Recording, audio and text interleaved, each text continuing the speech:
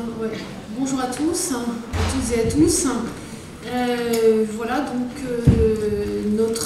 je suis très heureuse d'animer ici dans le cadre des GECO cette table ronde qui réunit des représentants des différents types d'acteurs qui interviennent dans le domaine de la microfinance autour du thème « Le microcrédit permet-il de lutter contre l'exclusion économique et financière ?»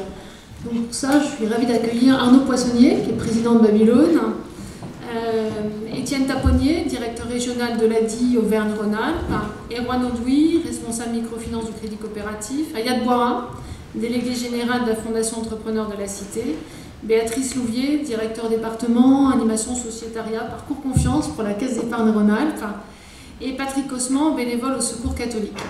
Pour ma part, je représente la Banque de France qui s'est engagée dans le soutien au microcrédit compte tenu de la contribution de microcrédit à l'insertion sociale et économique des bénéficiaires. Donc sans être un acteur du microcrédit, la Banque de France est une des 11 actions prioritaires de la stratégie RSE de la Banque de France dans ce domaine, avec l'objectif ambitieux de contribuer à une croissance de l'encours de microcrédit. Voilà, pour atteindre si possible 2 milliards d'encours fin 2020, sachant qu'on est à 1,4 milliard fin 2016. Mais voilà, je n'en dis pas plus. On a 1h30 de débat, 6 intervenants, donc ça laisse un timing très serré. Donc je demande à chacun vraiment de respecter le temps d'intervention de façon à pouvoir laisser un temps d'échange significatif pour des débats en fin de table ronde. Et voilà, donc je vous propose peut-être d'ouvrir cette table ronde autour d'une série de questions qui visent à voir dans quelle mesure le microcrédit est justement un facteur en faveur de l'insertion, un instrument en faveur de l'insertion sociale, économique, financière des bénéficiaires, de la création d'emplois. Dans quelles conditions, comment on assure la réussite des projets de microcrédit, comment les différents acteurs peuvent-ils y contribuer, avec quel type de complémentarité éventuellement à mettre en œuvre. Et voilà, pour aborder cette thématique, je propose de commencer tout de suite par l'éclairage international et en demandant à Arnaud Poissonnier de nous dire un petit peu ce qu'il en est sur quelle est aujourd'hui la place du microcrédit dans le monde, quels sont les chiffres clés, les enjeux globaux. Bonjour à tous. D'abord, je suis ravi d'être parmi vous. C'est toujours sympa de pouvoir échanger sur nos expériences et sur les métiers qu'on côtoie au quotidien, en l'occurrence le microcrédit. Effectivement, moi je vais vous faire une petite contextualisation de ce fameux microcrédit. Alors quand j'étais dans le train ce matin, je me dis mais j'ai 4 minutes pour parler, qu'est-ce que je vais pouvoir sortir comme théorie en 4 minutes avec des grands chiffres? Et je me dis plutôt que de vous sortir les grands chiffres, je vais vous raconter une histoire. Donc moi j'ai 51 ans, j'ai travaillé 12 ans dans les banques de gestion de fortune et ça fait 10 ans que je suis dans le monde du microcrédit. J'ai déployé le site internet de crowdfunding Babylone, qui est aujourd'hui le leader européen de ce qu'on appelle le crowdfunding de microcrédit. Et j'ai découvert le microcrédit il y a une dizaine d'années dans les bidonvilles à Manille. Et un jour je me promenais à Manille, je discutais avec la directrice d'une institution de microfinance. Les institutions de microfinance, ce sont les acteurs sur le terrain dans les pays en développement qui délivrent du microcrédit. Et la directrice d'institution de microfinance me raconte l'histoire d'une de ses clientes qui un jour débarque à l'agence de microcrédit avec un petit sac d'argent à la main. Elle avait hérité, parce que vous savez, dans les bidonvilles, un héritage, il ne faut pas passer devant le notaire, c'est très simple, votre maman est décédée, vous soulevez le matelas, vous récupérez les économies, et l'héritage est fait, tout simplement. Et donc cette dame s'estimait riche, tout est relatif, et elle arrive à l'institution de microfinance avec son petit sac d'argent, et elle dit « mais qu'est-ce que je fais avec mon argent ?» Et la directrice de l'institution de microfinance lui dit c'est très simple, tu vas au bout de la rue, il y a une banque, et tu vas déposer ton argent, comme ça l'argent sera sécurisé. Et donc la petite dame part avec son sac d'argent vers la banque, et le soir, la directrice de l'institution de microfinance rentre chez elle, elle prend la route, elle passe devant la banque, et il y avait cette petite dame qui était assise sur le trottoir et qui attendait avec son sac d'argent à la main. Et donc la directrice lui dit mais qu'est-ce que tu fais? Je t'ai dit d'aller poser ton argent à la banque. Et bien elle était en face d'une personne qui ne savait même pas que déposer son argent, ça voulait dire pousser la porte de la banque pour demander l'ouverture d'un compte. Ben, quand je vous ai dit ça, je vous ai à peu près tout dit. C'est-à-dire qu'on est au départ, l'origine du microcrédit. Il est apparu il y a un peu plus de 30 ans, avec notamment grâce au professeur Younous, prix Nobel de la paix, que vous connaissez tous bien sûr, mais ce microcrédit est apparu dans un contexte qui est celui-là, qui est un contexte d'exclusion bancaire absolue, à un tel point qu'on est en face de gens qui, parfois, pas toujours, mais parfois ne savent même pas ce que c'est qu'une banque, et qu'aller à la banque, c'est ouvrir la porte et puis demander l'ouverture d'un compte. Et moi, c'est dans ce contexte-là que j'ai découvert ce fameux microcrédit, dans des zones où la banque n'existe pas, et dans des zones où pourtant, eh bien, pour survivre, il faut développer une petite activité de subsistance. Il n'y a pas de salariat, donc le seul moyen de vous en sortir, c'est de créer un petit business. Et financer un petit business, eh bien, il n'y a pas 36 façons de le faire. C'est soit vos proches, ce qu'on appelle le love money dans le monde capitaliste, mais le love money, il n'y en a pas, parce que vos proches, ils n'ont pas plus d'argent que vous quand ils habitent dans un bidonville. Donc, premier moyen, la proximité, ça ne finance pas votre business. La banque, on l'a dit, elle n'existe pas. Et le troisième moyen, c'est les usuriers. Et les usuriers sont des gens fabuleux, qu'on surnomme les loan sharks, donc les requins de crédit, qui en moyenne vous prêtent de l'argent à 200% de taux d'intérêt dans les bidonvilles. Voilà le contexte dans lequel on est. Et c'est dans ce contexte qu'est apparu, donc il y a une bonne trentaine d'années, mais en fait il y a bien plus que ça, on attribue la création du microcrédit au professeur Younous, c'est totalement faux. Il y a du microcrédit dans la ville de Babylone, il y a du microcrédit en Haïti il y a 70 ans, etc. Mais néanmoins, il a porté incroyablement cet outil d'inclusion financière incroyable, ce petit crédit dont on s'est aperçu qu'en l'accordant à des gens exclus de tout, dans des zones extrêmement pauvres, sans aucune activité économique, eh bien en fait on leur permettait de générer une petite activité d'autosubsistance et de faire vivre toute leur famille et surtout de rembourser ce crédit. Donc c'est dans ce contexte qu'est apparu le microcrédit. Mais ce fameux microcrédit, si bien porté par le professeur Younous, ça fait des petits, évidemment, puisque en un peu plus, bientôt 35 ans, eh bien cette technique d'inclusion financière s'est répandue dans le monde mais à une vitesse incroyable, parce qu'aujourd'hui on estime qu'il y a un peu plus de 130 millions de bénéficiaires de microcrédit dans le monde. L'encours global du microcrédit dans le monde, c'est un peu plus de 100 milliards de dollars. On estime qu'il y a à peu près 10 000 acteurs de terrain, c'est ce qu'on appelle ces fameuses institutions de microcrédit. Il y en a en France, mais au départ c'était surtout dans les pays en développement.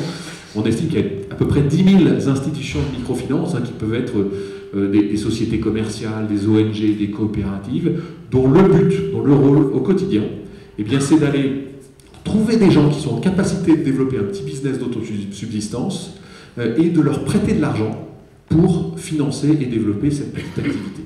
Le montant moyen, et je finirai par ça parce que je n'ai pas beaucoup de temps, mais le montant moyen du microcrédit dans le monde, c'est autour de 400 $. Alors, je ne sais pas ce que vous feriez avec 400 $. Moi, quand on m'a posé la question, je me suis dit, mais en général, les nanas, c'est acheter des fringues, et les mecs, c'est pour acheter de l'électronique.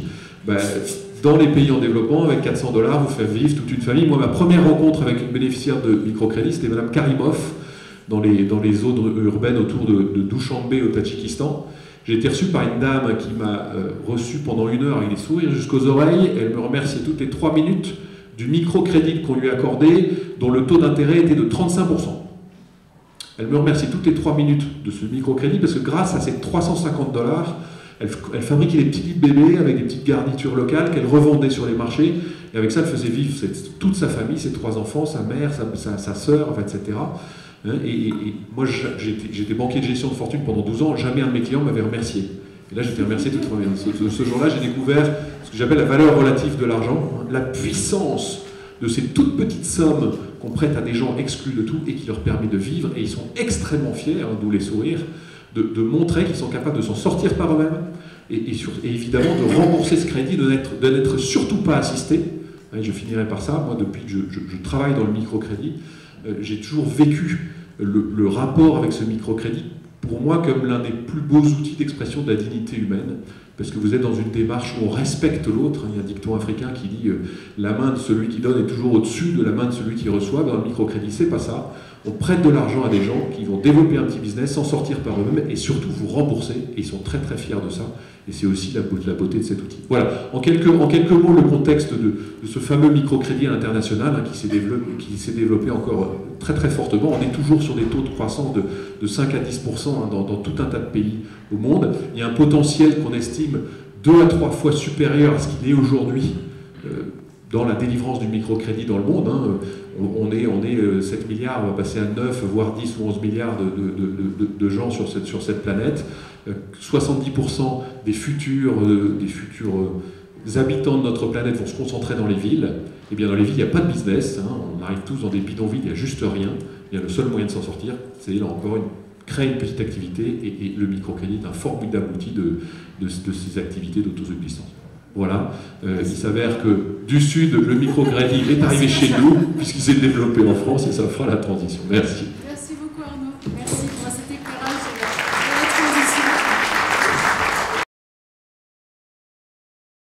est-il en France, hein? Donc en fin 2016, hein, et si on s'en tient juste pour commencer sur le microcrédit professionnel, donc on a un encours d'1,2 milliard de microcrédit professionnel, un montant moyen de 6 000 €. Donc les ordres de grandeur, vous voyez un petit peu de différence qui ont été évoqués par Arnaud. C'est un dispositif qui sert essentiellement à financer la création et la reprise d'entreprises pour des personnes qui n'auraient pas accès à des financements bancaires classiques. Mais avant d'aller plus loin dans ce débat, je vous propose de voir une petite vidéo qui illustre autour de 2 témoignages l'utilité du microcrédit et son impact en termes de création d'emplois. Si on peut avoir notre petite vidéo. Voilà, parfait, merci.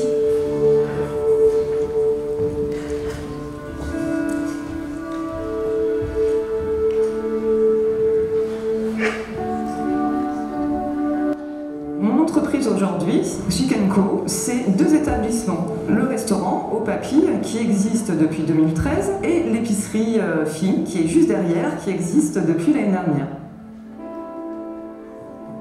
Je réalise des travaux agricoles et des travaux publics. Pour la partie travaux agricoles, je fais de l'épandage, labour, préparation de terre pour les semis, pour les agriculteurs. Et pour la partie travaux publics, je fais du terrassement, du balayage et des neigements l'hiver.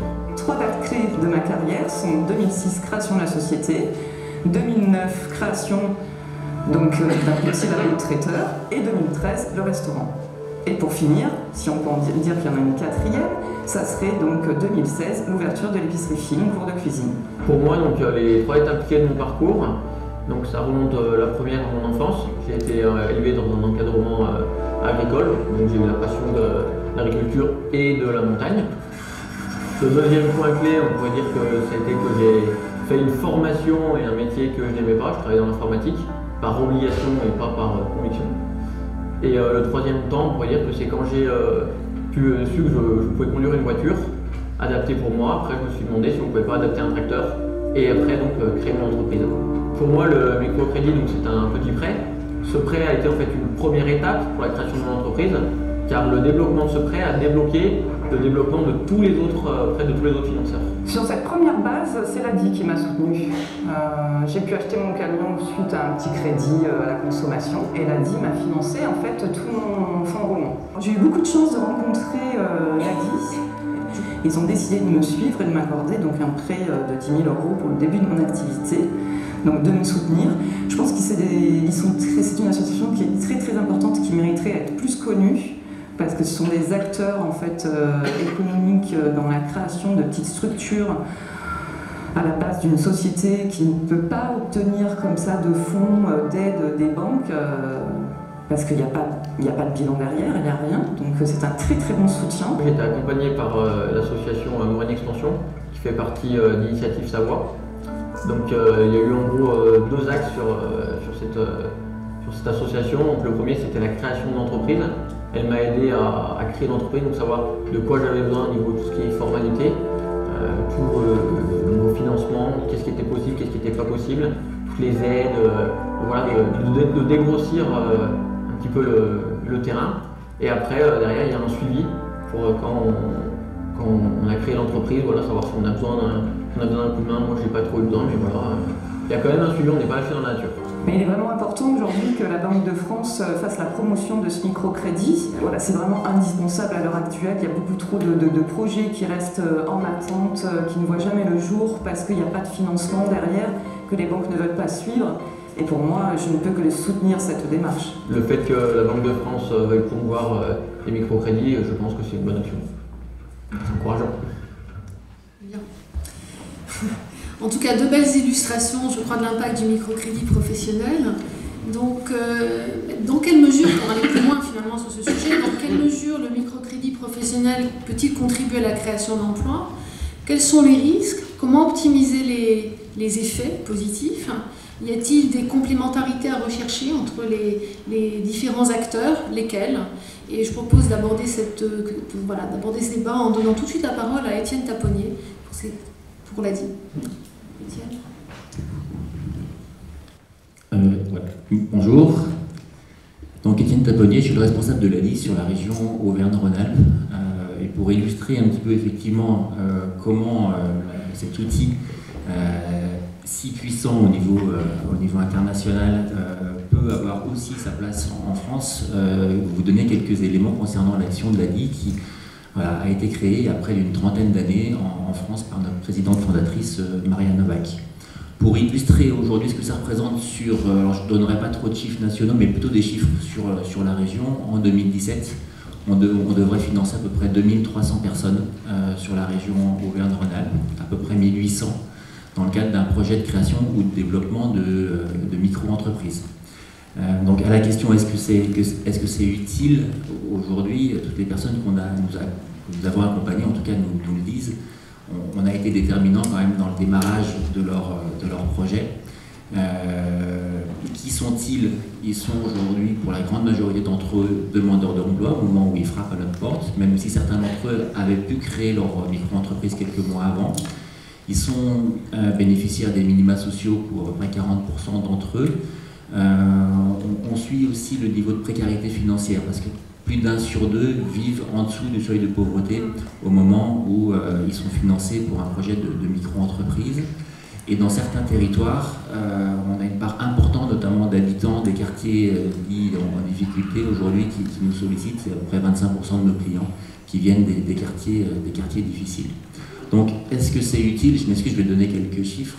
Oui, aujourd'hui, en termes de pérennité, au-delà de la situation sociale des personnes, les services qu'on leur apporte tournent aujourd'hui autour de deux piliers. D'une part, la dimension financière, avec en moyenne un financement de 5 500 €, qui est souvent un mixte entre un microcrédit et aussi des outils d'appui en fonds propres que notamment des collectivités régionales, notamment c'est le cas sur la région, nous apportent avec un soutien sous forme de subvention dans certaines régions. C'est aussi un appui en termes de micro-assurance. Quand on parle de services financiers, à peu près un quart d'entre eux souscrivent une offre de micro-assurance. Et toute une palette de services d'accompagnement, alors qui vont d'ateliers de formation qu'on leur propose à des permanences administratives qu'on leur met à disposition, de l'accompagnement individuel sur les thématiques développement commercial, organisation. Donc il y a toute une palette de services qui leur est proposée, qui est aujourd'hui de plus en plus d'ailleurs proposée avec des outils à distance ou digitaux. Et cet équilibre entre un financement adapté et un accompagnement montre aujourd'hui que ça fonctionne. C'est-à-dire que d'une part, ils nous remboursent très bien, je crois qu'on y reviendra un petit peu plus tard, mais ils réussissent aussi bien que d'autres profils de porteurs de projets. Ils sont 68% à rentrer dans leur 4e année d'activité, ils sont 78% à rentrer dans leur 3e année d'activité. Et au-delà de la pérennité de leur entreprise, c'est aussi un formidable outil de rebond, d'insertion, parce que 89% des gens qu'on a financés, 3 ans après, ont une situation professionnelle stable. Soit ils sont toujours à la tête de leur entreprise, soit ils ont rebondi sur un emploi salarié, et c'est souvent l'expérience d'avoir créé leur entreprise qui leur a permis de créer des opportunités de rebond. Donc ça fonctionne sur la micro-entreprise. Sur les 2300 personnes qu'on va financer cette année, il y en a aussi une partie importante au niveau de la mobilité. Je crois qu'on y reviendra aussi. Mais aujourd'hui, chercher un emploi, quand on n'a pas le permis, quand on a un véhicule qui n'est plus réparable, c'est vraiment un frein majeur dans certains territoires.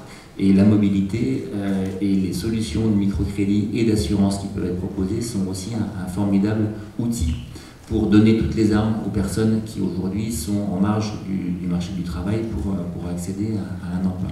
Donc l'impact social, il est évident, et je terminerai sur une étude récente sur l'impact économique également. Avec l'appui de la fondation KPMG, on a essayé de faire évaluer aujourd'hui ce que coûte la création d'une micro-entreprise, donc en intégrant d'une part le coût de l'action de l'ADI, mais aussi toutes les charges pour la collectivité, c'est-à-dire l'exonération de cotisations sociales, le maintien du RSA pour certains d'entre eux, le maintien des allocations au chômage. Et si on met toutes ces dépenses d'un côté et on regarde de l'autre côté ce que ça représente en termes de taux de sortie plus rapide des minima sociaux, en termes de maintien dans le chômage moins longtemps, en termes de chiffre d'affaires et de revenus dégagés, de taxes payées, on arrive à un ratio qui, au bout de 24 mois, rapporte à la collectivité 2,38 €. C'est-à-dire qu'1 € dépensé dans l'action entre guillemets de l'ADI rapporte à la collectivité au sens large 2,38 € au bout de 24 mois. Et c'est vrai que cette démonstration économique elle était importante parce que le microcrédit c'est pas qu'un traitement social du chômage, c'est aussi un impact économique qui peut être particulièrement important sur certains territoires. Merci beaucoup Étienne. Et Juan, le regard du banquier. C'est en partenariat avec l'ADI, donc bonjour, Erwan Audouy, je travaille au Crédit Coopératif, et pour ceux qui ne connaîtraient pas, qui est une banque de référence de l'économie sociale et solidaire, et qui a été pionnier dans la finance solidaire et la microfinance. On est donc un partenaire historique de l'ADI, le premier au niveau national, le deuxième en réel, puisque c'est Crédit Mutuel de Bretagne tiré avant nous. Donc, en quoi ce partenariat il est intéressant pour les banques? C'est un peu, et il n'est pas vécu comme concurrentiel. D'une part parce que d'un point de vue réglementaire, l'ADI a besoin des banques pour octroyer ses crédits. En fait, c'est nous qui faisons des prêts à l'ADI, en gros, et l'ADI va les découper en petits crédits et les octroyer à des personnes. Ça nous intéresse parce que, imaginons que l'ADI n'existe pas et qu'un législateur bien intentionné dise « ben non, les banques, faites ces prêts-là ». C'est tout à fait possible, hein, c'est une hypothèse possible si l'ADI n'existait pas. Comment les ferait ces crédits? Je ne sais pas trop. Honnêtement, je ne sais pas trop. Dans le canal de distribution bancaire actuel, comment on ferait des prêts à 3 000, 6 000 € avec un modèle économique stable, et surtout, il y aura un taux de refus hallucinant, puisqu'on n'aurait pas le temps nécessaire, la capacité et le temps à bien comprendre les projets, à accompagner les personnes. Donc ça, c'est pour ça qu'on est très content d'accompagner l'ADI, puisqu'on est aussi dans une relation économique. On a une ligne de refinancement avec eux, des fois si on gère un peu leurs comptes, etc. Mais pour l'ensemble des banques, l'ADI a 42 partenaires bancaires, c'est-à-dire que l'ensemble des banques, des groupes bancaires en tout cas, sont présents aux côtés de l'ADI et puis ils soutiennent financièrement. Donc moi, pour illustrer ce point concret, avant 2003, l'ADI n'avait pas le droit de faire ses prêts en direct, donc elle avait des partenaires avec 2 banques que j'ai citées qui faisaient les prêts. Moi, c'était 2 employés au Crédit Coopératif. Le fait que l'ADI puisse octroyer le prêt directement, ne vous inquiétez pas, on les a gardés, ils ont été réaffectés à d'autres tâches. Voilà, c'est 2 salaires. C'est pour ça que refinancer l'ADI, je dirais à prix coûtant, puisque les taux de refinancement sont très faibles, est quelque chose d'intéressant par la banque, plutôt que de devoir les produire lui-même. Ça, c'est le premier élément. Et le deuxième élément, c'est que l'ADI nous fournit une mesure d'impact. On avait fait ensemble justement une mesure d'impact sur le microcrédit personnel. Une mesure d'impact, une traçabilité qui permet aussi à la banque de valoriser toutes ces actions au sein principalement de la démarche de la RSE, principalement. Donc c'est là où l'accord est un peu gagnant-gagnant avec l'ADI et tout le monde y trouve son compte. Mais l'ADI, outre le refinancement, elle a besoin des banques parce qu'elle a besoin aussi de la garantie des banques, parce que l'ADI ne peut pas prendre tous les risques, elle ne peut pas supporter les risques. Il y a le FEI qui intervient, la Caisse des dépôts et les banques qui aussi prennent en charge une partie des risques supportés par l'ADI. Puis il y a le volet collectivité locale qui était bien évoqué. Et finalement, c'est pour ça que peut-être le microcrédit professionnel est assez développé, plus développé en France que dans d'autres pays, parce qu'on a cette espèce de cercle vertueux entre l'ADI, les banques et les collectivités territoriales.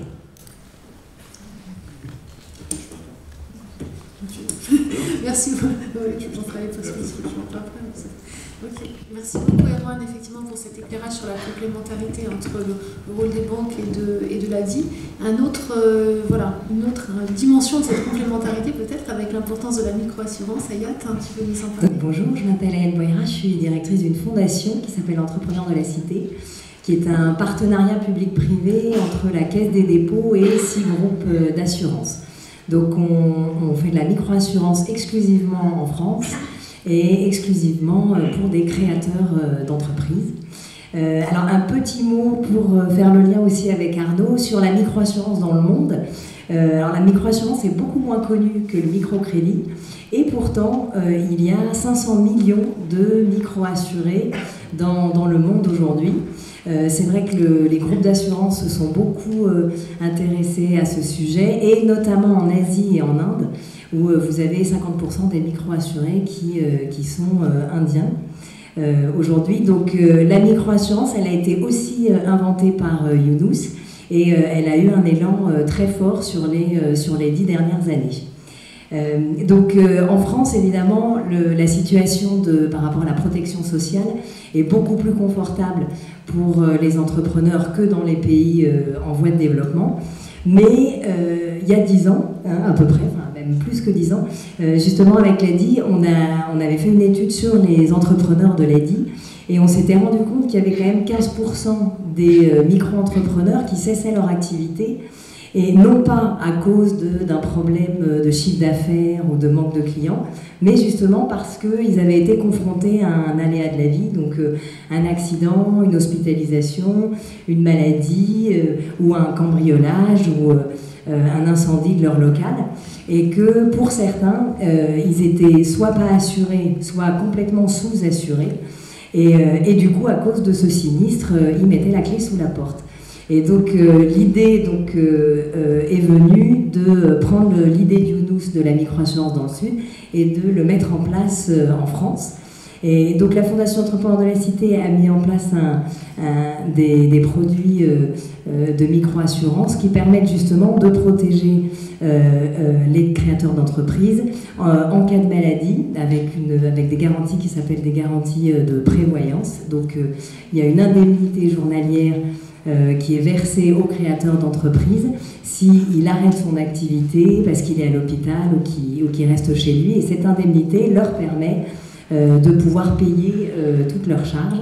Et vous avez évidemment toutes les garanties de responsabilité civile par rapport à l'activité, parce qu'un entrepreneur, s'il blesse quelqu'un ou s'il cause un dommage à un de ses clients, contrairement à un salarié, c'est lui qui va devoir payer tous les dommages causés. Donc le créateur d'entreprise, non seulement quand il se lance, il est tout seul, il a moins d'aide financière, mais en plus il y a une vulnérabilité par rapport au risque qui est supérieure aux autres activités. Donc depuis en 10 ans, entre l'ADI et Entrepreneurs de la Cité, il y a eu à peu près 15 000 personnes qui ont eu accès à la microassurance.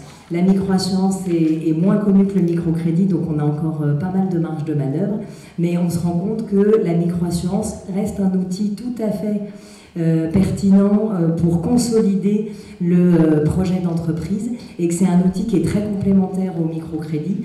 Nous, en assurance, ce qu'on constate, c'est qu'il y a 90% des entrepreneurs qui ont eu un sinistre sont toujours en activité un an après. Donc ce qu'on peut constater, c'est que le sinistre n'a justement pas créé une cessation d'activité.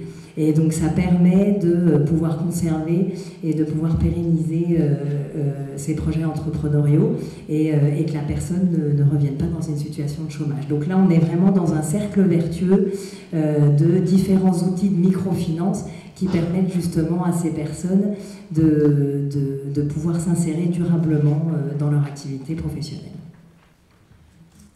Merci beaucoup Ayat pour cet éclairage.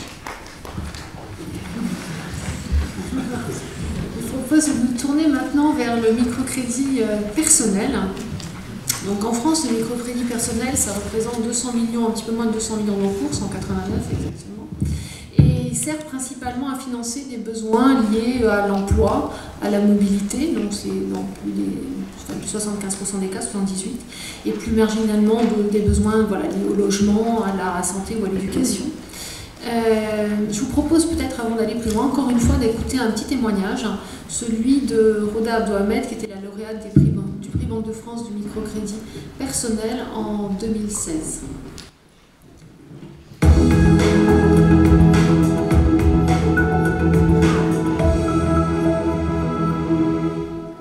J'ai rencontré Madame Abdo au Resto du Cœur. Elle venait pour l'aide alimentaire, puisqu'elle s'est retrouvée seule avec 3 petits-enfants. Elle n'avait jamais travaillé en plus, et donc elle était quand même dans une situation de précarité, vu qu'elle était logée chez une amie. Et donc, en la servant, je lui ai demandé ce qu'elle pensait faire. Elle m'a dit qu'elle avait trouvé un stage à Pôle emploi de formation mais qu'il fallait absolument un véhicule. J'en ai parlé à Mme Toubin qui m'a dit que le microcrédit, il existait un microcrédit au Resto du Cœur. Nos partenaires microcrédit au Resto du Cœur, il y a le Crédit Mutuel, il y a la Banque Postale. Et donc j'ai choisi la Banque Postale parce qu'elle avait déjà un compte à la Banque Postale, c'était plus simple. Quand on entend microcrédit, le mot crédit, on s'est dit mais je ne vais jamais réussir à rembourser des crédits. Et quand ils m'ont expliqué, Mme Toubin, elle m'a expliqué que c'était un petit bout qu'on remboursait, j'ai eu un soulagement. Le microcrédit pour ce genre de personnes est important parce qu'il n'y a aucun établissement bancaire qui prêterait à des gens en précarité comme ça. Et l'avantage justement, c'est de pouvoir les faire rentrer dans le système financier, même si c'est par des petites sommes. Ça peut être, Mme Abdo, son cas c'était 700 €, on va jusqu'à 3 000 €. Ce microcrédit m'a permis beaucoup de choses, à avoir une voiture, à aller dans les usines faire mes stages, avoir mon diplôme de BEP et de bac pro par la suite. Ça m'a donné du courage à continuer dans la vie. Ça m'a boosté même et j'ai vraiment confiance en l'avenir.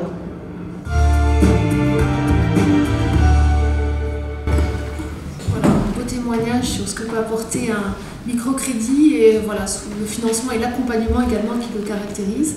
Pour aller plus loin sur l'offre de microcrédit personnel, son impact, les bilans de sortie éventuels, je vais laisser la parole tout de suite à Béatrice Louvier puis à Patrick Cosmo.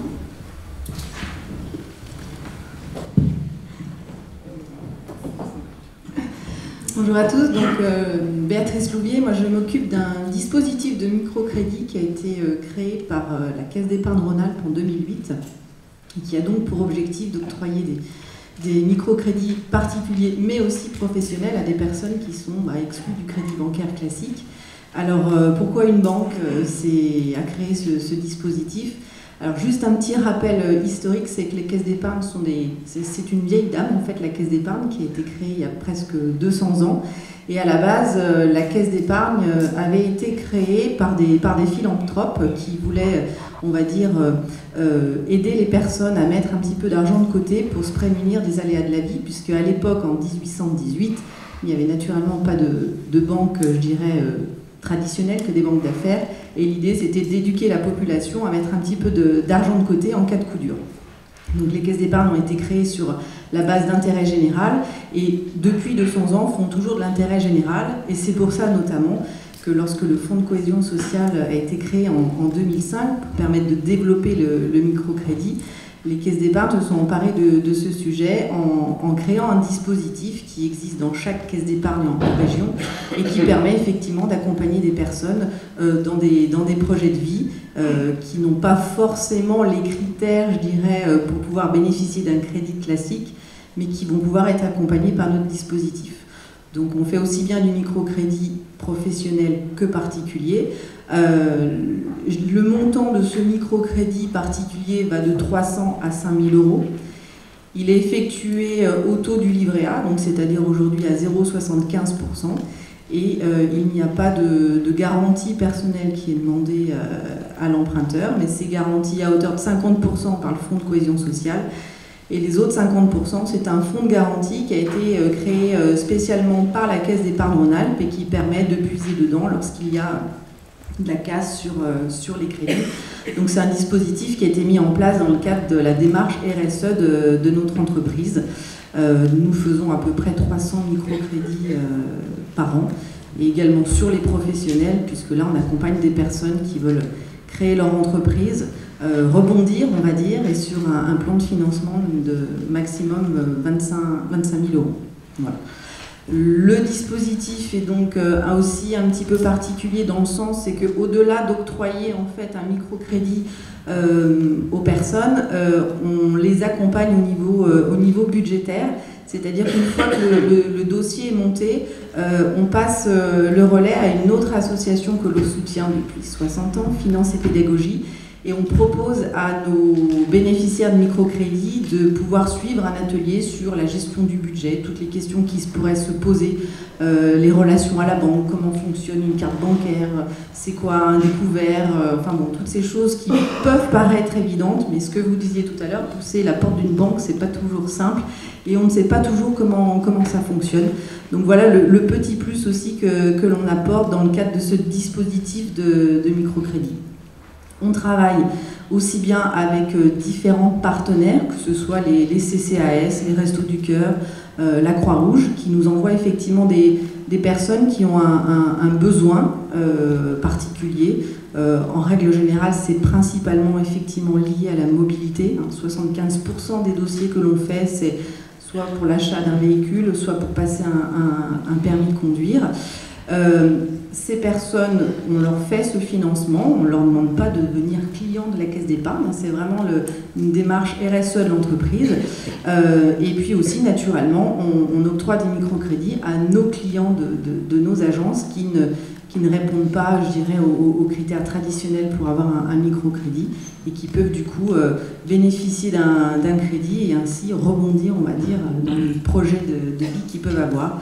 Ça peut être l'équipement de première nécessité, suite à un déménagement, on a beaucoup de séparations aussi. Bien sûr, on a beaucoup de personnes qui sont aux minima sociaux, mais pas que. On voit aussi, et ça c'est, je pense, un signe de l'évolution de la société qui n'est pas forcément positif, mais on le voit, les nouveaux retraités, qui ont effectivement des retraites relativement minimes et qui vont avoir besoin, pour payer des frais de santé par exemple, d'avoir besoin d'un microcrédit. Et même si des fois 500, 600, 800 euros, ça paraît peu, pour beaucoup, c'est énorme. Et si on n'a pas ce petit plus, eh ben on ne peut pas réaliser son projet. Et où je vous rejoins aussi, c'est que l'intérêt, c'est de voir effectivement ces personnes qui, du coup, par ce petit coup de pouce, qui est un crédit, hein, donc du coup on ne fait pas de l'aide, et ça c'est important effectivement pour eux de dire on ne me donne pas de l'argent, mais je vais le rembourser. Mais voilà, on voit des belles histoires qui fait que les gens reprennent confiance en eux et se disent on m'a fait confiance, on m'a prêté, et en termes de remboursement, on n'a pas plus de taux de casse qu'on pourrait l'avoir sur d'autres types de crédits. Merci. Bonjour, Patrick Costan, je suis bénévole au Secours catholique, où je m'occupe de microcrédit. Je crois que Béatrice a dit beaucoup de choses sur le microcrédit et j'ajouterai simplement quelques éléments de réflexion.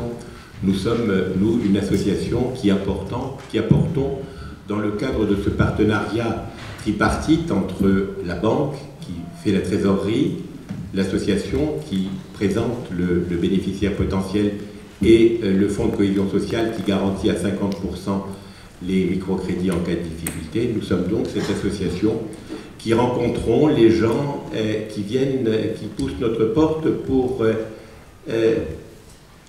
essayer de nous présenter un projet, car ce à quoi nous sommes extrêmement attachés, c'est la notion de projet.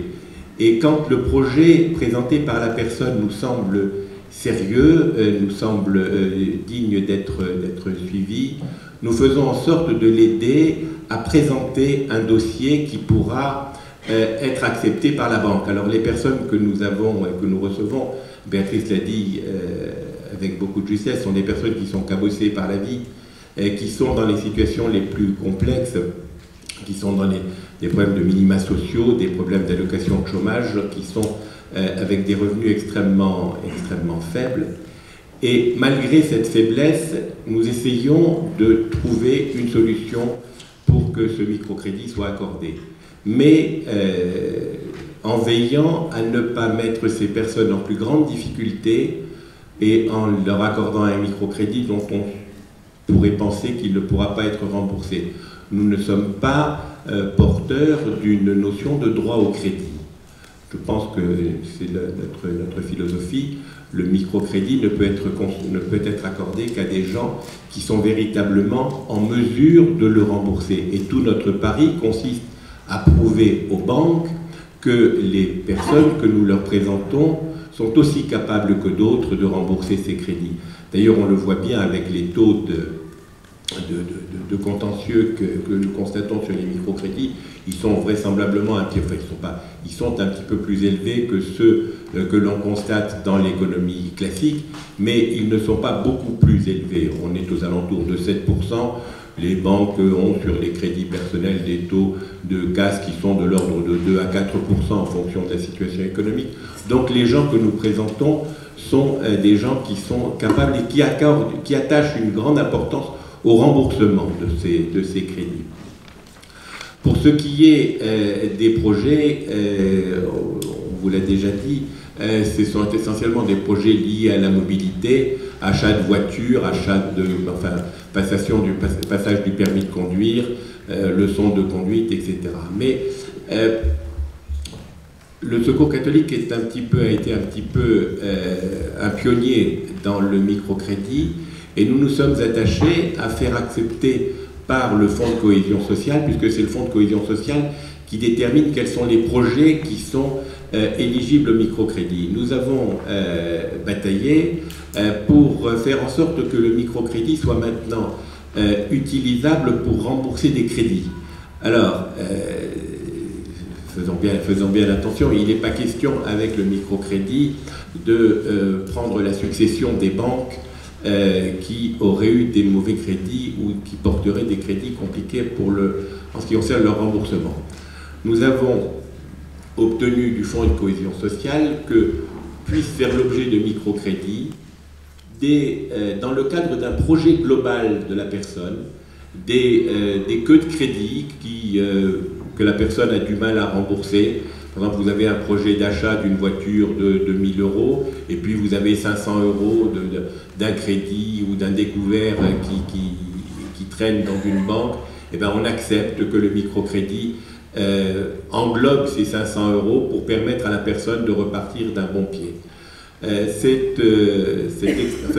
microcrédits dits de trésorerie sont en phase de lancement auprès de nos partenaires bancaires. On a bien évidemment des difficultés à faire en sorte que nos partenaires bancaires s'intègrent dans ce mécanisme de microcrédit de stabilité ou de trésorerie. Mais nous nous sommes livrés à une expérimentation sur ce type de crédit dans les pays de la Loire et nous avons décidé de poursuivre cette action parce que le ressenti des personnes à qui on avait fait ces crédits, qui avaient retrouvé une estime d'elles-mêmes, qui avaient retrouvé un élan pour repartir dans la vie, nous a semblé particulièrement intéressant. Et même si c'est paradoxal de voir des crédits qui remboursent des crédits, je dirais, si on prend la suite de créanciers qui ont été malheureux, nous avons décidé de franchir ce pas et nous avançons sur ces microcrédits de stabilité. Pour ce qui est des chiffres, je vous donnerai quelques chiffres globaux sur le Secours catholique. Nous faisons à peu près 500 microcrédits par an avec des partenaires qui sont essentiellement des banques des banques mutualistes. Alors même si on a financé il y a quelques années un violon pour quelqu'un qui est maintenant membre d'un orchestre régional et qui a financé ce violon avec le microcrédit, essentiellement l'objet des microcrédits, ce sont des voitures à 90% et des projets personnels, d'achat de matériel électroménager pour les personnes qui viennent nous voir. Mais encore une fois, c'est le maître mot de notre intervention. Nous essayons de faire en sorte que les gens se réintègrent dans la vie et qu'ils puissent réaliser leurs projets. Pour ce qui est de l'impact, je dirais que moins on entend parler des gens qui ont bénéficié de microcrédits, mieux c'est. Car ça veut dire que ces gens sont rentrés dans un circuit, je dirais, normal, et qu'ils se sentent maintenant, qu'ils se sentent intégrés à la vie, et je crois que c'est bien ainsi. Merci. Merci beaucoup Patrick. Donc je propose en fait de poursuivre finalement sur lancée ouverte par Patrick sur les perspectives de développement du microcrédit. Comment faire plus? Faut-il envisager une évolution, une adaptation de l'offre? On l'a un petit peu abordé déjà avec l'évolution du microcrédit de trésorerie. Envisager une évolution des schémas de distribution, des modes de financement, et améliorer l'orientation des bénéficiaires potentiels vers les associations de microfinance. Quels sont les potentiels de développement associés au numérique, à la digitalisation? Autant de questions que je vous propose d'aborder les uns les autres. Peut-être en restant du coup, pour commencer sur le microcrédit personnel, Béatrice. Alors sur le microcrédit personnel, ce que je disais tout à l'heure, c'est qu'on voit effectivement évoluer les besoins, même s'ils restent principalement sur la mobilité. Mais on voit effectivement des nouveaux besoins liés notamment à l'habitat. Donc là où nous travaillons avec la Fondation Abbé Pierre pour octroyer des microcrédits pour permettre aux personnes qui sont certes propriétaires, mais qui sont propriétaires en règle générale de logements insalubres et qui ont du coup besoin de réhabiliter leur logement avec le chauffage, le double vitrage. Et pour autant, ces personnes qui sont propriétaires ont des faibles revenus. Alors là, c'est souvent effectivement ce que je disais tout à l'heure, des personnes retraitées et qui ne peuvent pas du coup investir, je dirais, sur leur logement. Et donc en lien avec la Fondation Abbé Pierre, qui octroie aussi des aides, nous venons en complément par un microcrédit habitat pour permettre à ces personnes d'avoir tout simplement du chauffage, de l'eau chaude et du coup de diminuer aussi leurs dépenses énergétiques qui sont plutôt croissantes. Après aussi, on a développé sur le marché ce que l'on voit aujourd'hui, c'est aussi, alors c'est un petit peu plus marginal aujourd'hui, mais ça se développe quand même, c'est tout ce qui est lié avec, je dirais, les étudiants entrepreneurs. Je crois qu'il y a pas mal d'étudiants dans la salle. Donc un certain nombre d'entre eux ont envie de créer leur entreprise. Quand on est étudiant, c'est pas forcément simple de trouver des financements. Et donc nous travaillons avec un certain nombre d'incubateurs sur la région Rhône-Alpes par un microcrédit de 5 000 € pour donner un petit coup de pouce pour créer son entreprise. Au début, on a besoin de peu de choses et puis après, on se développe. Donc voilà un petit peu les perspectives. Et puis sur la mobilité, effectivement, on fait beaucoup de microcrédits pour acheter des véhicules. Par contre, le constat que l'on a aujourd'hui, c'est que quand vous achetez effectivement un véhicule à 3 000 €, 4 000 €, c'est souvent un véhicule naturellement d'occasion qui peut ensuite générer des dépenses supplémentaires de réparation. Et donc, l'idée, c'est donc un club mobilité qui s'est mis en place il y a quelques années sur la région parisienne et qui arrive en région Auvergne-Rhône-Alpes, c'est de travailler avec Renault en fait et Pôle emploi qui nous adresseront en fait des personnes qui auront besoin d'acheter un véhicule et ce véhicule en fait sera un véhicule neuf avec des prix, je dirais, défiant toute concurrence et pour lesquels on interviendra au niveau du microcrédit pour financer du coup un véhicule neuf qui du coup entraînera forcément beaucoup moins de dépenses budgétaires pour le bénéficiaire. Et puis en cas de réparation, il y aura effectivement des réparations qui pourront être faites à moindre coût dans les garages solidaires. Voilà, donc cette perspective sur le microcrédit qui effectivement, je pense, évolue beaucoup en fonction des besoins que l'on peut voir arriver au niveau de la société, quoi, de tout à chacun. Merci beaucoup Béatrice. Est-ce qu'il faut compléter sur ce sujet, sur les perspectives de développement? Patrick, sur le microcrédit de trésorerie, tu as d'autres éléments? Sur le microcrédit de trésorerie, je vous ai dit que c'était encore en phase d'expérimentation, puisque le COSEF nous a accordé le fait de faire ces crédits pour une période d'1 an, qui va vraisemblablement être renouvelé pour l'année 2018. Le problème que nous avons pour ces microcrédits de trésorerie, c'est de trouver des partenaires bancaires qui soient d'accord pour aller avec nous vers ce type de microcrédit. on peut comprendre leur réticence dans la mesure où, avec un microcrédit, on rembourserait une banque ou un opérateur téléphonique ou un bailleur social qui ferait face à des impayés. Comme je vous l'ai dit tout à l'heure, c'est un peu paradoxal ce microcrédit de trésorerie, mais nous avons évalué les risques et les inconvénients, si vous voulez, et les profits que pourraient tirer les personnes de ces microcrédits.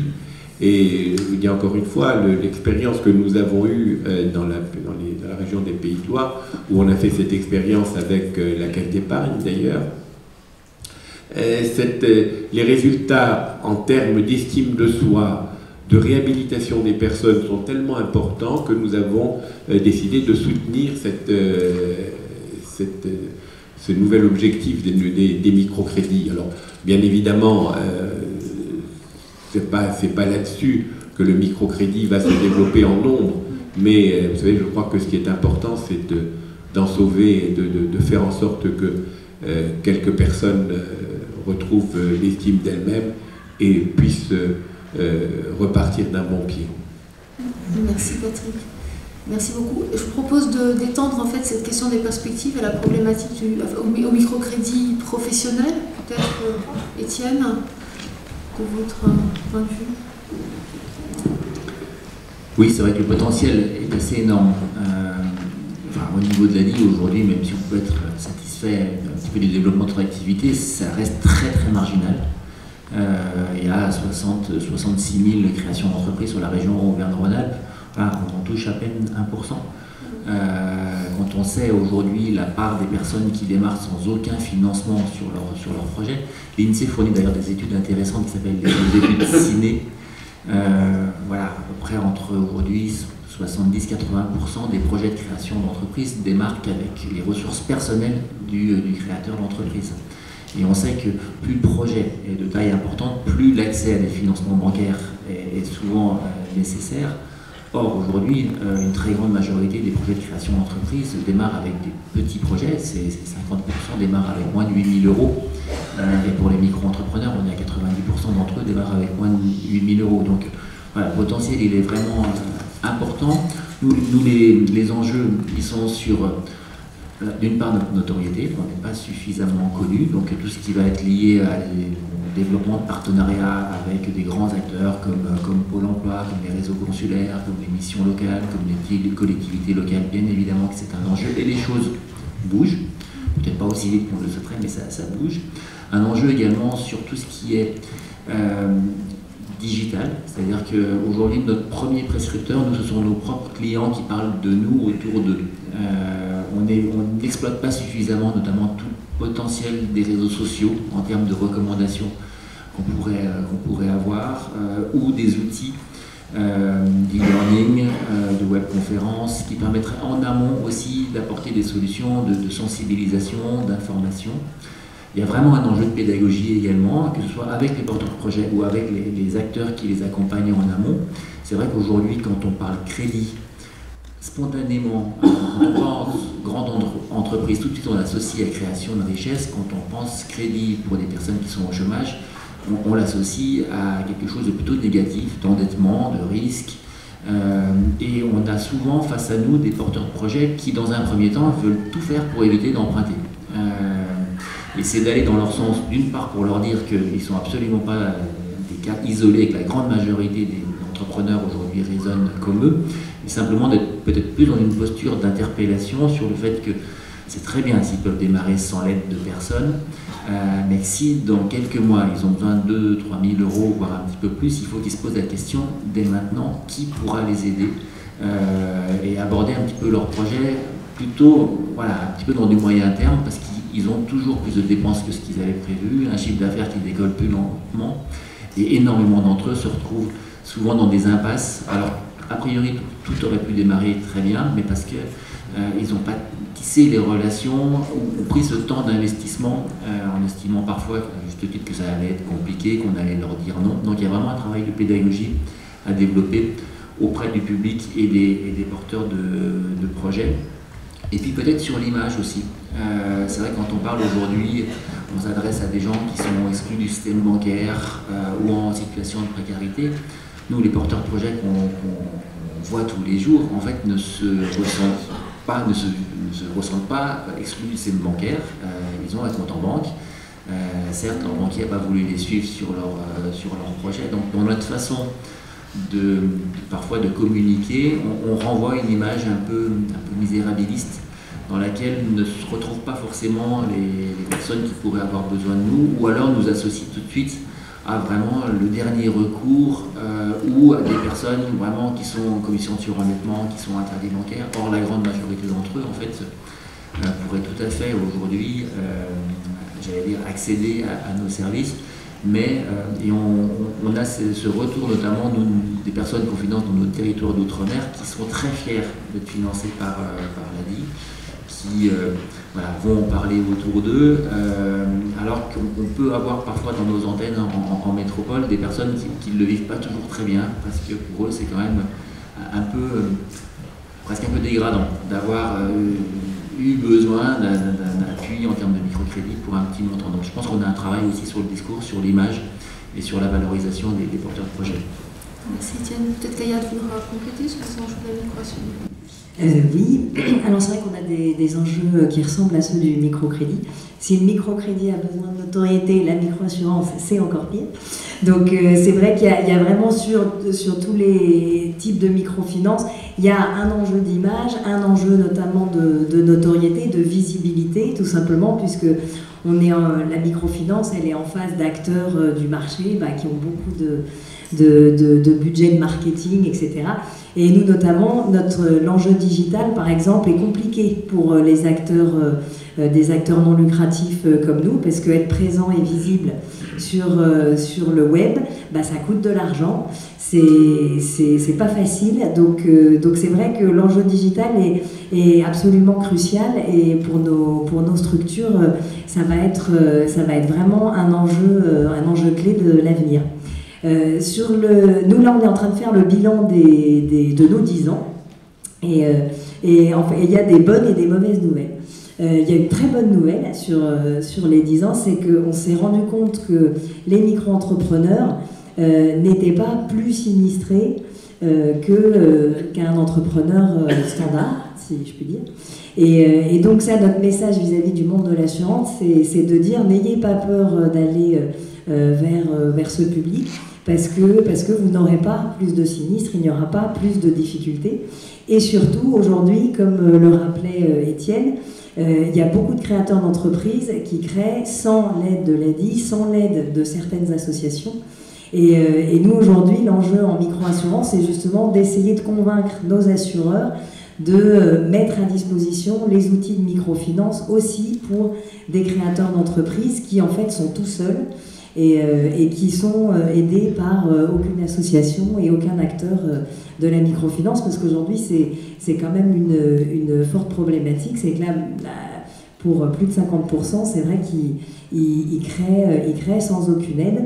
Et là, le monde, justement, de l'assurance, en tout cas, a encore peur et encore frileux pour aller vers ces entrepreneurs qui ne sont absolument pas accompagnés.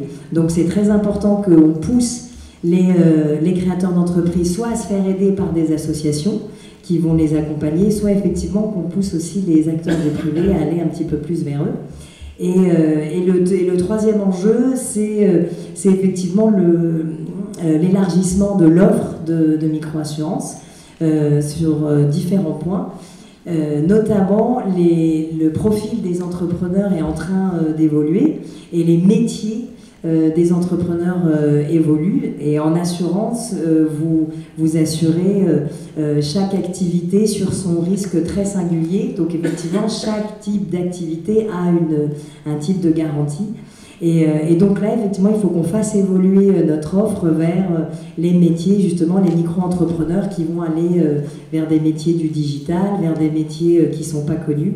Et là aussi, il faut convaincre le monde de l'assurance de ne pas être frileux, parce que les assureurs, quand ils ne connaissent pas bien un métier, ils n'ont pas forcément envie d'aller l'assurer. Donc il faut qu'on étoffe notre offre sur les secteurs d'activité là-dessus. Et voilà, et il faut qu'on aille sur le digital également. Merci Agathe. Arnaud, tu veux compléter? Oui, alors sur les pays en développement, on a deux gros enjeux. Il y a un premier enjeu qui est un enjeu quantitatif. Alors, je vous le disais tout à l'heure, comment on va occuper les 3 milliards d'habitants qui vont nous arriver dessus, notamment dans les bidonvilles. Et donc là, il y a une problématique, un potentiel énorme pour le microcrédit, mais qui sature un peu techniquement, parce que c'est une démarche humaine. Hein. On est dans les bidonvilles, vous avez des agents de crédit qui vont voir les gens autour d'eux pour délivrer les microcrédits, voir si tout se passe bien, etc. Donc là, on a un énorme enjeu technologique. Comment faire pour que dans les 20 ans qui viennent, les institutions de microfinance, grâce à des outils numériques, technologiques, soient beaucoup plus efficaces, fassent des énormes progrès en productivité pour pouvoir adresser le surplus de bénéficiaires de microcrédit auquel on va devoir faire face dans les décennies qui viennent. Alors il y a tout un tas de choses qui se passent, hein, donc la numérisation des institutions de microfinance, le développement du mobile banking, hein, qui est un outil formidable de transactions financières, notamment pour un bénéficiaire de microcrédit qui doit recevoir l'argent, rembourser. On peut le faire maintenant dans certains pays par le mobile plutôt que de rencontrer toutes les semaines son agent de crédit pendant 1 heure. Pour une transaction à la mano. Donc il y a tout un tas d'enjeux sur la technologie qui sont fondamentaux pour réussir à doubler ou tripler le nombre des micro-entrepreneurs bénéficiaires de microcrédit dans les décennies qui viennent. Ça, c'est l'enjeu quantitatif. Après, il y a un enjeu qualitatif qui est un grand débat dans la microfinance des pays du Sud, plus dans le Sud d'ailleurs que dans le Nord, qui est de se dire, mais en fait, on nous a promis plein de choses autour de ce microcrédit. Hein. Je ne sais pas si pour ceux qui l'ont lu, mais le premier livre traduit en français du professeur Younous, c'était Vers un monde sans pauvreté. Ouais, et donc, pour ceux qui a lu ce bouquin, vous connaissez ces deux bouquins, Vers un monde sans pauvreté, hein, qui est le bouquin référence du professeur Younous, où grosso modo, le titre nous dit que dans 20 ou 30 ans, il n'y aura plus de pauvreté dans le monde grâce au microcrédit. Aujourd'hui, on en est très loin. Il y a toujours de la pauvreté dans le monde et le microcrédit n'a absolument pas éradiqué la pauvreté. Il y a même des grands débats pour savoir si les gens sortent vraiment de la pauvreté grâce au microcrédit. Enfin, il y a tout un débat autour de ça. Et en fait, on s'est aperçu au fil des années de la pratique du microcrédit dans les pays en développement que certes, le microcrédit était un outil de contribution à l'inclusion financière locale, certes, le microcrédit était un outil de participation à la sortie de précarité des micro-entrepreneurs, mais que si on raisonne en véritable sortie de la pauvreté, eh bien le microcrédit à lui seul ne se suffit pas.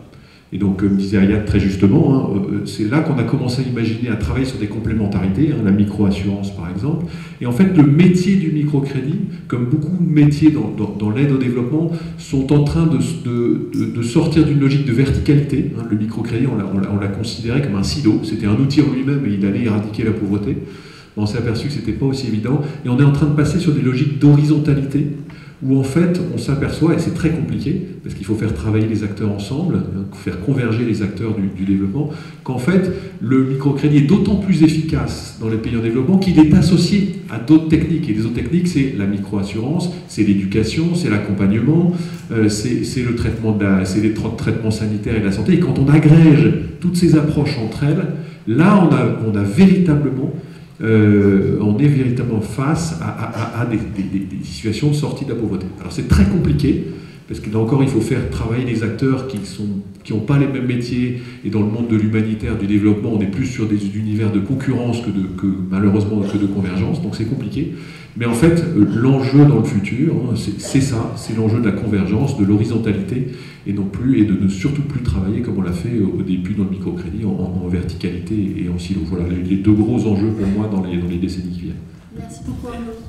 Erwan, sur ces sujets qui ont été effectivement... Alors moi je vais aborder, alors c'est toujours compliqué de parler en dernier, mais on va quand même essayer de dire les choses.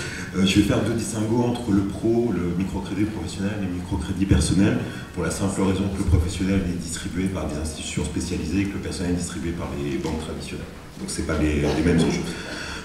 Sur le microcrédit personnel, et notamment par rapport à l'ADI, c'est vrai que l'ADI est connu, très connu de toutes les banques, mais pas de ses clients, en fait, pour être un peu synthétique, ce qui est dommage, et doit dépenser énormément d'argent pour se faire connaître. Je crois que sur le plan digital, c'est 3 millions d'euros ou quelque chose comme ça, donc c'est des sommes très conséquentes. Alors qu'en fait, on fait un constat très simple, c'est que 99% des Français, ils ont un compte bancaire, donc ils sont connus d'un banquier. Donc peut-être que la clé, c'est que le banquier, à partir du moment où la personne exprime un besoin, évidemment, voilà, ça c'est le point de départ, pense à prescrire l'ADI. Et donc là, c'est compliqué parce que c'est pas naturel, c'est pas dans l'univers du commercial. Il faut reconnaître qu'un commercial, quand il peut maîtriser 10-15 produits, il ne faut pas lui demander la lune. Hein. C'est compliqué de maîtriser, je sais pas, on a des centaines de produits au catalogue qui sont cœur business, hein, et on voit bien qu'il y en a plein qui ne sont pas vendus parce que déjà trop loin du quotidien. Donc imaginez avoir le réflexe ADI de manière quotidienne, c'est pas évident. Pourtant on peut faire des choses, et nous au Crédit Coopératif on développe des... alors moi tous les mois je leur balance des informations, en réseau ils sont obligés de les lire, etc. Et puis, bon, ça c'est le côté un peu vertical, et puis surtout il n'y a pas que nos chargés d'affaires, nous on a une banque coopérative, il y a aussi le sujet de nos sociétaires, nos actionnaires si vous préférez, qui font partie de l'écosystème. Et donc avec l'ADI, Étienne ne le sait pas mais ça va bientôt descendre, on va venir dans nos comités d'agence, dans nos comités de région qui réunissent les sociétaires, avec un délégué de l'ADI et un projet financé, pour expliquer ce que c'est que l'ADI, parce qu'il faut aussi qu'on explique aux collaborateurs, tu l'as dit, c'est la notion d'image. Oui, quelqu'un financé par l'ADI, pardon, la caricature, c'est pas nécessairement un sortant de prison, un alcoolique. Mais c'est les images qu'on a, et donc dans l'un des projets, moi je trouve le projet très, très intéressant, c'est justement un migrant syrien qui a été accompagné par l'ADI, qui est juste ingénieur, et qui a monté sa activité de restauration.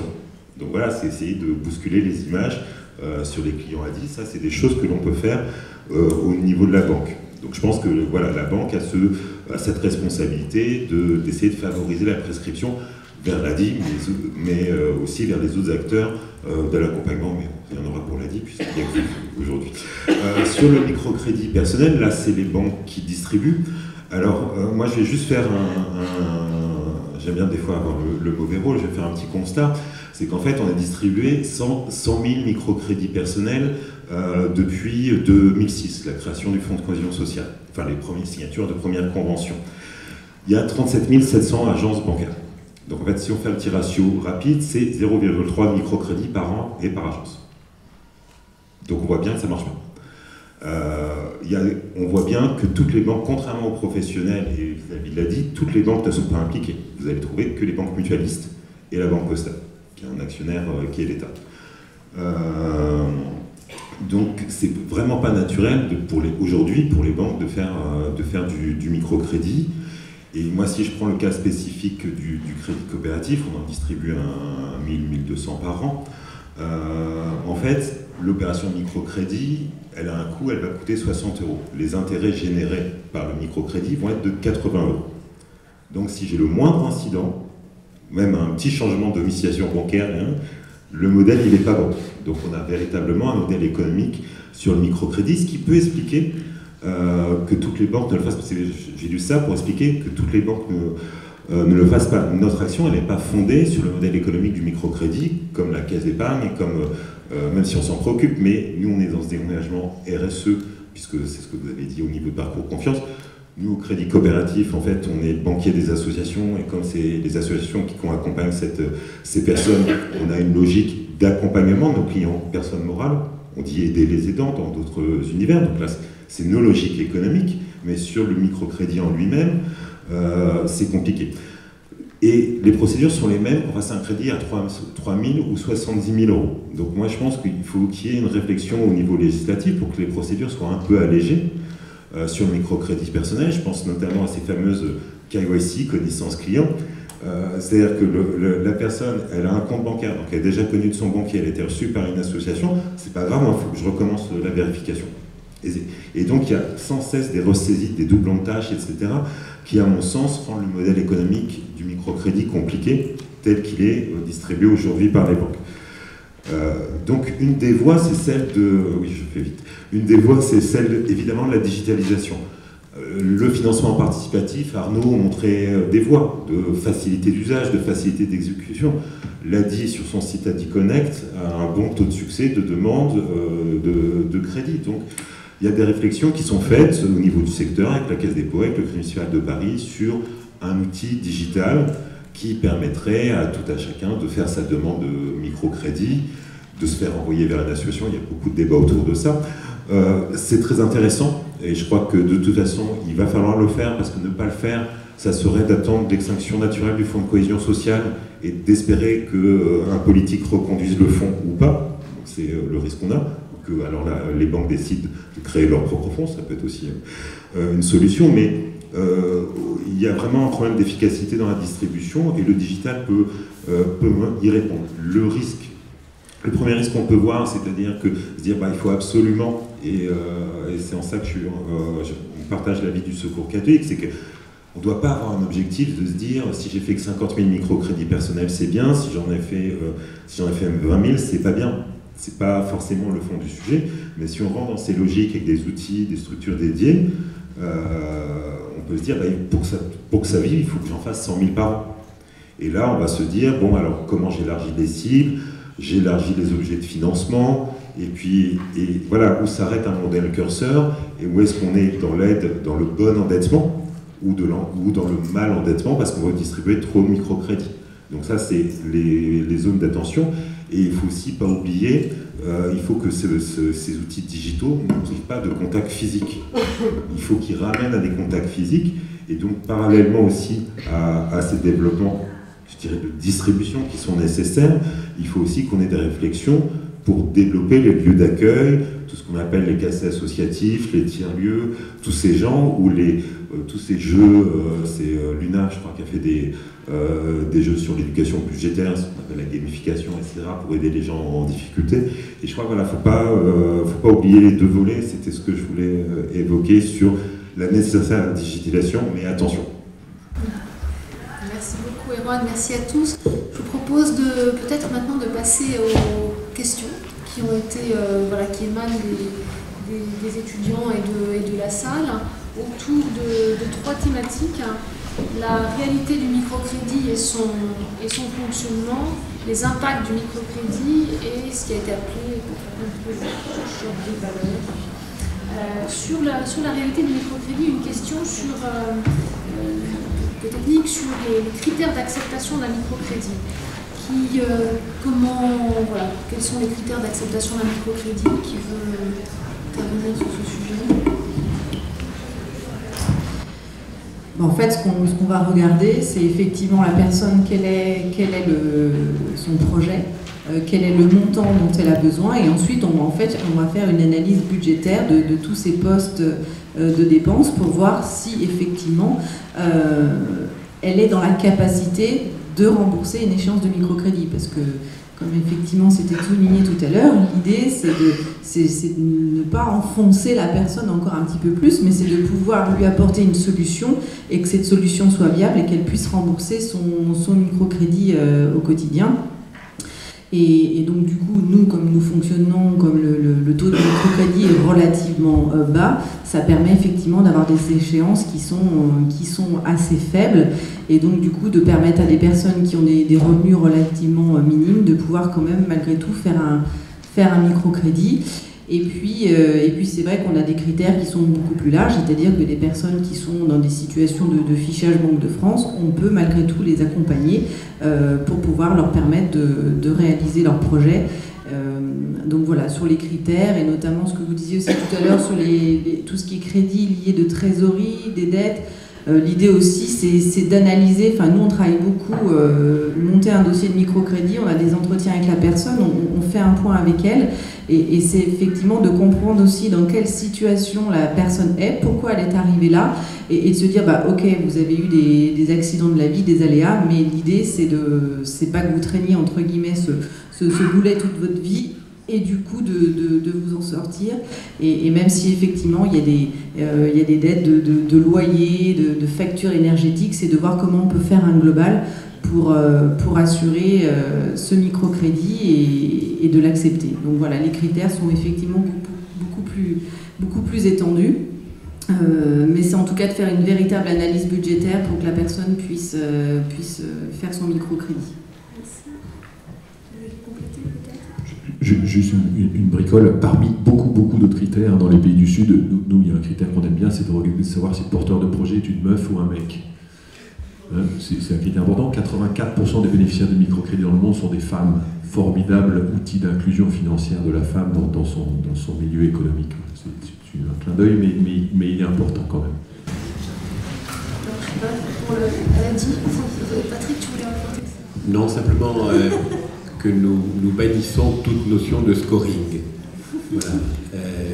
Les microcrédits font l'objet, les gens qui viennent nous voir font l'objet d'une étude personnelle, attentive, et donc pas de scoring de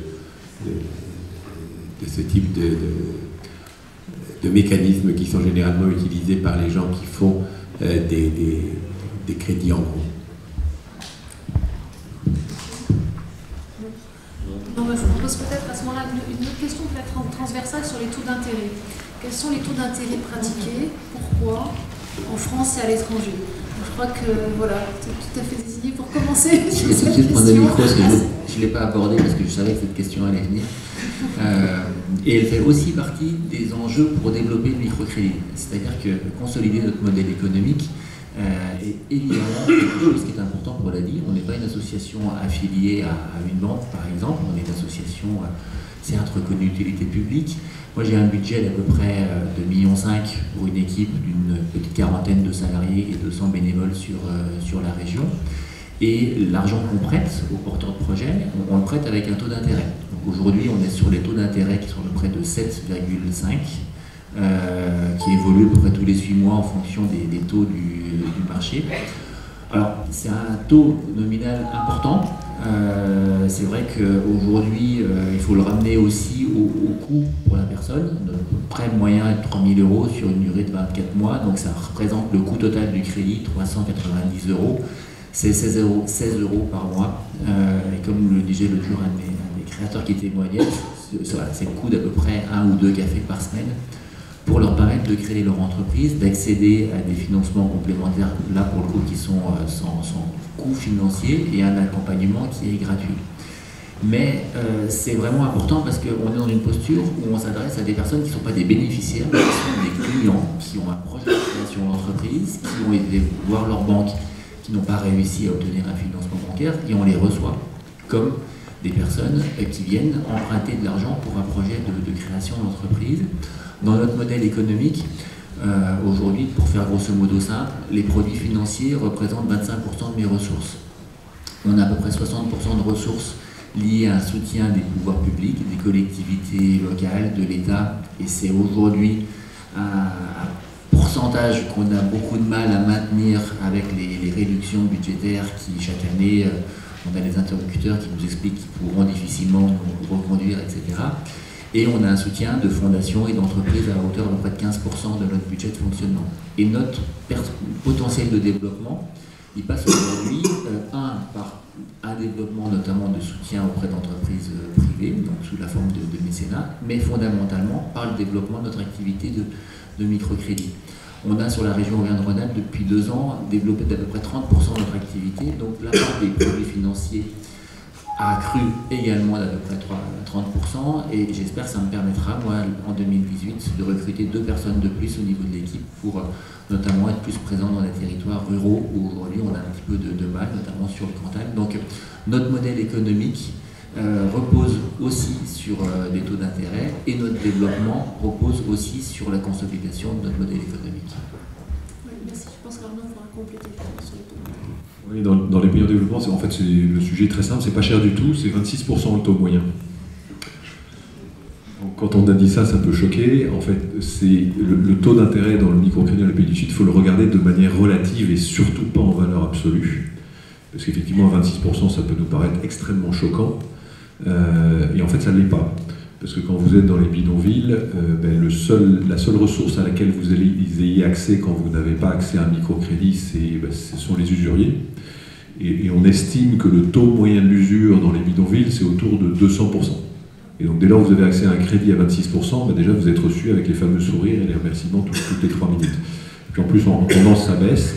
Et malgré ce taux à 26%, je parlais de 10 000 institutions de microfinance dans le monde, vous en avez à peu près 90% qui perdent de l'argent. Donc malgré le taux de 26%, les IMF, les institutions de microfinance perdent de l'argent, c'est dire si ce métier coûte cher. C'est un métier qui coûte très cher, parce qu'il faut aller voir les gens toutes les semaines pour récupérer l'argent, il faut étudier le dossier, il faut faire l'accompagnement, la formation de ces gens. Il n'y a pas que du financier, il y a aussi ce qu'on appelle du non-financial services, donc les accompagnements, la formation des gens. C'est l'inflation dans les pays en développement qui est à 10% et pas à 0 comme chez nous. C'est le taux de défaut qu'il faut provisionner. Il y a tout un tas de facteurs qui font que ce métier coûte cher, que les IMF perdent de l'argent et que du coup, le taux en valeur absolue reste assez cher, mais en valeur relative, en fait, il n'est pas cher. Donc voilà, toutes ces discussions autour du taux d'intérêt, souvent ça choque quand on raisonne de manière intellectuelle, mais en fait sur le terrain il est très très bien perçu. Et c'est pour ça que là encore on est très bien reçu par les bénéficiaires de microcrédit.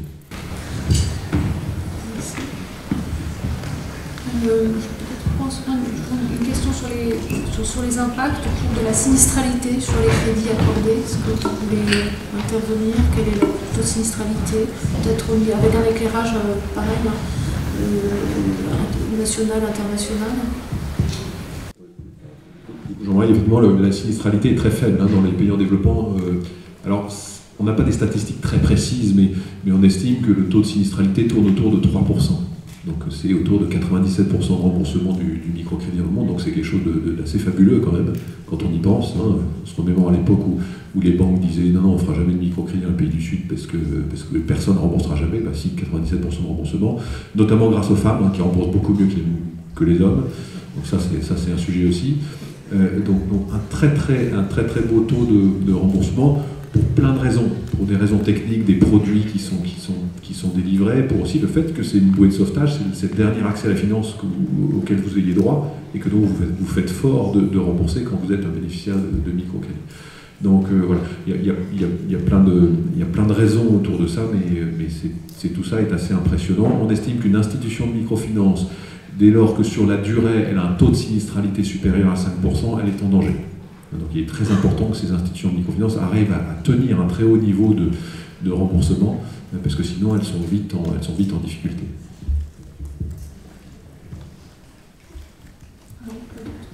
Non, on est aussi sur les taux de remboursement qui sont vraiment... voilà, on a 3,5% de taux de perte aujourd'hui au niveau de l'EBI. Je rajouterais qu'on a aussi une forme parfois d'intervention progressive, avec des gens qui nous sollicitent pour un premier financement, adapté aussi à leur capacité de remboursement au moment donné, mais qui comprennent bien qu'ils pourront accéder à un deuxième financement 6 mois, 1 an après pour développer leur entreprise, jusqu'à ce que leur banquier accepte de prendre le relais. Et on a comme ça à peu près 30% des gens qu'on finance qui nous ressollicitent une deuxième, voire une troisième fois. Et ça incite bien évidemment à construire une relation de confiance dans la durée et donc à avoir un impact aussi sur la qualité des remboursements. Je voudrais rajouter une dernière petite chose, peut-être un peu paradoxale. Le taux de sinistralité est faible. Quand le Fonds de cohésion sociale a été mis en place, il était prévu que la sinistralité atteindrait un taux de l'ordre de 20%. Aujourd'hui, on est sur des taux de sinistralité qui se rapprochent, même s'ils ne sont pas totalement similaires, des taux de sinistralité des crédits classiques. On peut s'interroger si avec le temps, et les associations et les banques ne se sont pas un petit peu, avec le temps, auto-censurés, et si on a gardé le dynamisme qui consistait à faire en sorte que les microcrédits soient faits en direction de personnes en difficulté. Je crois que c'est quelque chose que l'on essaie de passer dans nos associations auprès de nos bénévoles pour qu'ils soient souvent un peu plus dynamiques dans l'acceptation des dossiers, même si je sais que c'est un petit peu paradoxal ce que je dis, pour que plus de gens puissent bénéficier du microcrédit. Je crois que voilà, c'est un petit message que je voulais faire passer. Juste un petit mot, parce que c'est ce que je voulais dire, on parle de taux de sinistralité. Donc nous, voilà, on est à 11%, mais parler du taux de sinistralité sans parler du taux d'acceptation, faut mettre les deux en parallèle. Je trouve c'est un peu court de parler que du taux de sinistralité. Parce que effectivement, si je prends 10% des dossiers, vous inquiétez pas, j'aurai un taux de sinistralité à 0. Donc c'est ce curseur qui est assez compliqué, c'est ce qui rend le modèle cher en fait, c'est ce que disait Arnaud, et c'est vrai que et comme le disait Patrick, il faut imaginer que pour qu'il y ait un microcrédit personnel octroyé, il y a peut-être eu 10 ou 12 demandes avant que la banque accorde un prêt. Donc il faut voir aussi dans le modèle cette sélectivité qui existe, qui est peut-être saine et normale, hein, je ne juge pas, mais il faut avoir ça en tête quand même. Merci, merci à tous. Il y a très nombreuses questions sur ce sujet. Ce que je vous propose, parce que le temps du tableau est écoulé, peut-être d'en prendre une dernière qui va ouvrir sur la digitalisation du microcrédit et d'ailleurs de la microassurance. Ne va-t-elle pas se heurter aux difficultés liées à la fracture numérique de certains publics ?